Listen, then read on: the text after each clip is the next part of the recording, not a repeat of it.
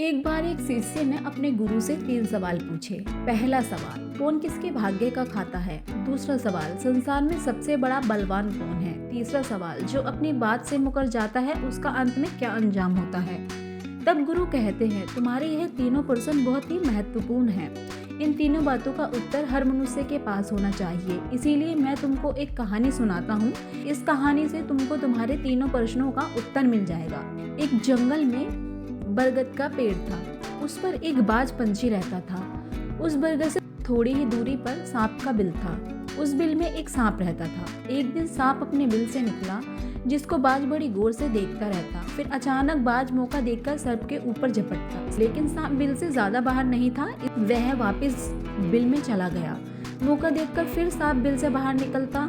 बाज फिर उस सांप पर झपटता। जब भी सांप बिल से बाहर निकलने का प्रयास करता, बाज तभी उस पर हमला करता, उसको उठाकर ले जाने की कोशिश करता। बाज मन में सोचता रहता कि जब भी तू बिल से बाहर निकलेगा मैं तुझे खा जाऊंगा। सांप उस बाज के डर से बिल में छुपा रहता। जब सांप को उस बिल में रहते हुए काफी समय हो जाता है, सांप सोचने लगता है, काश राजा विक्रम कहीं से आ जाए। राजा विक्रम सबकी मदद करते हैं, वह मेरी भी मदद करेंगे। वही हैं जो मुझे इस बात से बचा सकते हैं। राजा विक्रम को याद करता हुआ सांप बिल में छुपा रहता। जो भी उस बिल के पास से निकलकर जाता, वह सबसे एक ही बात बोलता कि राजा विक्रम तक मेरी यह बात पहुंचा दो या राजा से मुझे मिलवा दो। उसका जीवन भर मैं आभारी रहूंगा। एक दिन राजा विक्रम उसी जंगल से उसी रास्ते से निकलकर जा रहे थे जो सभी की मदद करते थे। तभी सांप को पता चला कि कोई निकल कर जा रहा है। वह सांप फिर बिल से यही कहने लगा कि भाई मुझे कोई राजा विक्रम से मिलवा दो।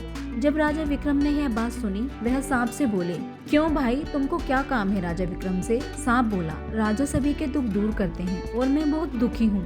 मैं काफी समय से बिल में पड़ा हूँ। जब भी मैं बाहर निकलता हूँ, इस पेड़ पर एक बाज रहता है, वह मुझ पर हमला करता है। राजा विक्रम कहने लगे, हे नाग देवता, मैं ही राजा विक्रम हूँ, बताओ मैं तुम्हारी क्या मदद कर सकता हूँ।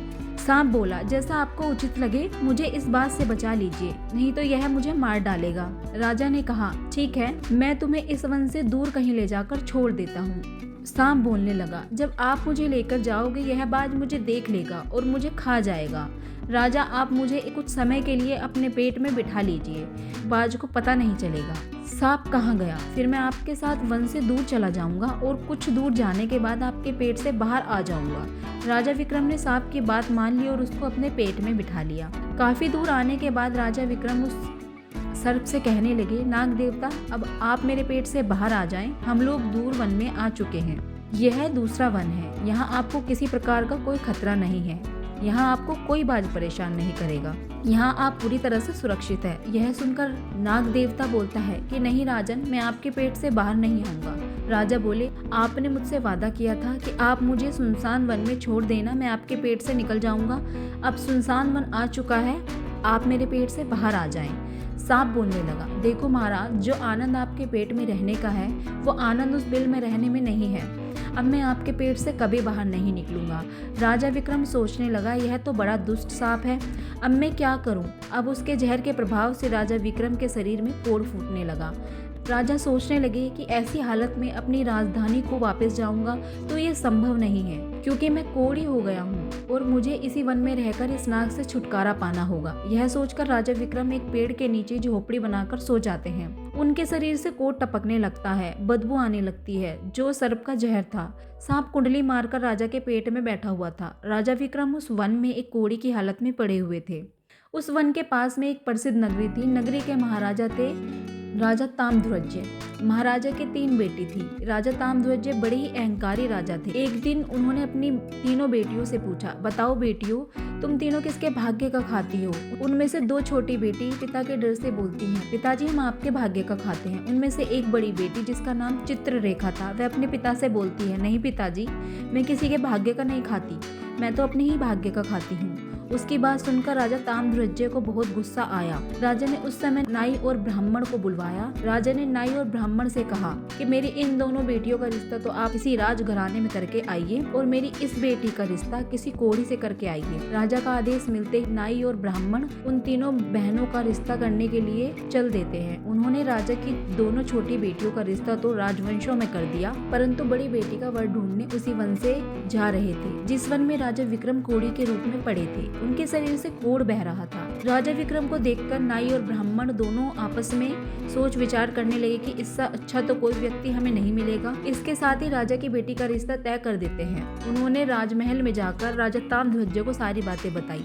राजा ताम्रध्वज अपनी बेटी को उसी जंगल में ले जाकर उस कोढ़ी से उसका विवाह वहीं कराकर उसको वहीं से विदा कर देते हैं। राजा विक्रम जैसे महान पराक्रमी राजा समय की चपेट में आ गए और एक कोढ़ी का जीवन गुजार रहे थे। वह लड़की बहुत ही पतिव्रता थी। वह राजा की रात दिन सेवा करती थी और वह दोनों छोटी बहनें दोनों अच्छे घरों में शादी करके आराम की जिंदगी जी रही थी। लेकिन चित्ररेखा अपने पति के साथ उस वन में दुख का जीवन व्यतीत कर रही थी। जो अपने नियम और सिद्धांतों पर चलता है और अपने धर्म का पालन करता है, ईश्वर हमेशा उसको सुखी रखते हैं। उस झोपड़ी में रहते रहते चित्ररेखा को अपने पति के साथ काफी समय बीत जाता है। इस झोपड़ी के पास एक पीपल का पेड़ था। उस पेड़ के नीचे दूसरा सांप रहता था। एक दिन राजा सो रहे थे और चित्ररेखा राजा विक्रम की सेवा कर रही थी। उसी समय उस बिल से एक सांप निकला और राजा के पेट में जो सांप था उससे कहने लगा, अरे दुष्ट, अपने वचनों से मुकर गया। तूने तो राजा विक्रम से कहा था कि मैं दूसरे वन में जाकर तुम्हारे पेट से बाहर निकल जाऊंगा और तू राजा के पेट में जाकर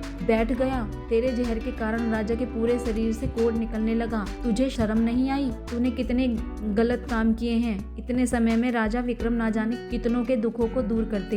यदि कोई सुन रहा है तो मैं तेरे मरने का उपाय बताता हूँ। अगर कोई गंगा जल लाकर राजा को पिला दे तो तेरे उसी समय 100 टुकड़े हो जाएंगे और मल के रास्ते से तू बाहर आ जाएगा। अब राजा के पेट में बैठा हुआ सर्प दूसरे सर्प से बोलता है, तेरे जैसा भी मैंने नहीं देखा। सारे धन पर कुंडली मारकर बैठा है। ये सारा धन अगर मानव समुदाय के कल्याण के लिए लगाया जाए तो इससे ना जाने कितने मानव जाति का भला हो जाता। मैं भी तेरे मरने का उपाय बताता हूँ। यदि कोई सुन रहा है तो कोई एक पीपा तेल गरम करके तेरे बिल में डाल दे तो उसी समय तू नष्ट हो जाएगा। जो भी कोई तेरे बिल में खुदाई करेगा, यहाँ पर बहुत सारा अपार धन निकलेगा। उस बात को चित्ररेखा बड़े ध्यान से सुन रही थी। चित्ररेखा को मालूम हो गया कि यह तो राजा विक्रम है। उनकी ये दशा इस सांप के कारण हुई है। चित्ररेखा एक आश्रम में पहुंची और उनसे एक गिलास गंगा जल मांगा। उस ऋषि ने चित्ररेखा से पूछा, तुम्हें गंगा जल किस लिए चाहिए? चित्ररेखा ने ऋषि मुनि से कहा, ऋषि मुनि, मुझे यह गंगा जल अपने पति के लिए दवाई के रूप में चाहिए।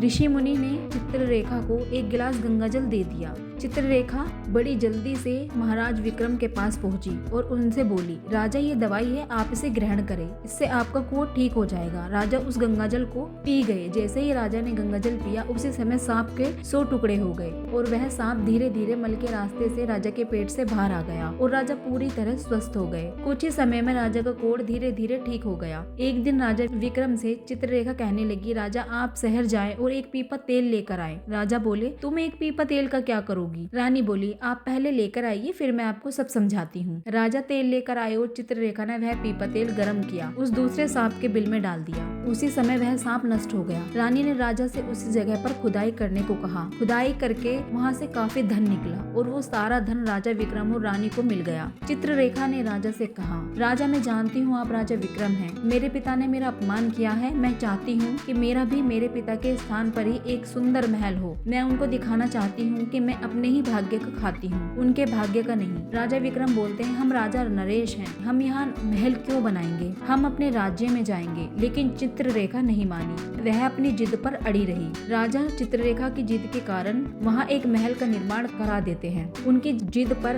राजा ने महल का निर्माण करा दिया। महल काफी सुंदर था। इस संसार में सबसे बलवान समय होता है। जिसका समय अच्छा होता है वह आगे बढ़ता रहता है और सफलता को प्राप्त करता रहता है। एक दिन राजा ताम्रध्वज के ऊपर दूसरे देश के राजा ने हमला कर दिया। राजा ताम्रध्वज को पराजित करके उसकी सारी संपत्ति पर कब्जा कर लिया और राजा ताम्रध्वज उसी वन में, जिस वन में रानी चित्ररेखा का महल था, भूखे प्यासे फटी हालत में भटक रहे थे और वह बहुत प्यासे भी थे। उन्होंने देखा कि एक बहुत ही सुंदर महल बना हुआ है। वह उस महल के करीब गए तो उनकी बेटी चित्ररेखा ने उनको पहचान लिया। अपने एक सेवक को पिता के पास भेजा और वह राजा ताम्रध्वज को बुलाकर रानी चित्ररेखा के पास लाया। रानी के पास आते ही राजा ताम्रध्वज ने पहचान गए कि ये तो मेरी बेटी चित्ररेखा है। पिता की फटी हालत देखकर रानी बोली, देखा पिताजी, मैंने सही कहा था ना कि मैं अपने ही भाग्य का खाती हूँ। आज भी अपने ही भाग्य का खाती हूँ। आपने तो मेरी शादी एक कोढ़ी से कराई थी, लेकिन मेरा भाग्य में तो राजा विक्रम नरेश लिखे थे। मैं राजा विक्रम की पत्नी हूँ। राजा ताम्रध्वज ने अपनी बेटी से अपनी गलतियों की माफी मांगी और वह रोने लगे। इसीलिए सबसे बलवान समय होता है। कोई किसी का भाग्य का नहीं खाता, हर कोई अपने ही भाग्य का खाता है। दाने दाने पर खाने वाले का नाम लिखा होता है। आप यह न सोचे कि कोई आपका खा रहा है, हर कोई अपने भाग्य का ही खाता है। इस संसार में खिलाने वाला तो एक ही है, वह है परमेश्वर, जो सबको खिलाते हैं। जो अपनी बात से मुकरता है उसका अंजाम उस सांप की तरह होता है, जो सांप राजा के पेट में था। चित्ररेखा ने अपने पिता का स्वागत किया और राजा विक्रम ने उस दूसरे देश के राजा को पराजित कर राजा ताम्रध्वज का राज्य पाट वापस ले लिया और राजा ताम्रध्वज को उनका राज्य वापस मिल गया और राजा विक्रम अपनी रानी चित्ररेखा को लेकर अपने राज्य लौट गए। अच्छे कर्म करते रहो, भाग्य पर भरोसा करो। दोस्तों, कहानी यहीं तक। मिलते हैं अगली कहानी में। अभी के लिए नमस्कार।